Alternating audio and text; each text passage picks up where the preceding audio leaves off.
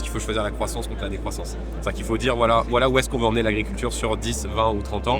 Et après, les choix vont avec. Les choix vont avec, c'est le refus de la concurrence déloyale, c'est non au Mercosur, c'est non à l'entrée de l'Ukraine dans l'Union européenne, c'est faire en sorte qu'on interdise la vente à perte pour faire en sorte que les agriculteurs vendent non pas sous leur coût de production et sous leur marge, c'est sortir des règles de fixation des prix de l'électricité au niveau européen pour que vos factures d'électricité puissent baisser. Et puis il faut mettre fin à la surchauffe réglementaire. Oui. Parce qu'en fait, je pense que l'un des poisons de la compétitivité de la France, c'est notre capacité, mais reconnue dans le monde entier, à créer de la norme.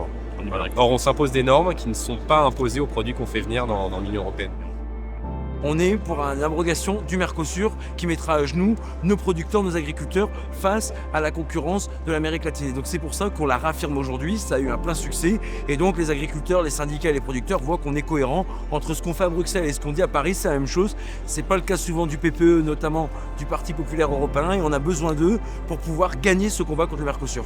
Le fait est qu'ils ne sont vraiment pas aidés, c'est eux qui se débrouillent pour pouvoir faire des tests, pour pouvoir garantir la sécurité alimentaire de leurs produits. Les filières agricoles sont surtout en attente d'une protection, d'une souveraineté alimentaire et agricole française. Surtout, ils veulent continuer leur métier. Les obligations de toutes parts, la décroissance agricole, ça leur fait très peur.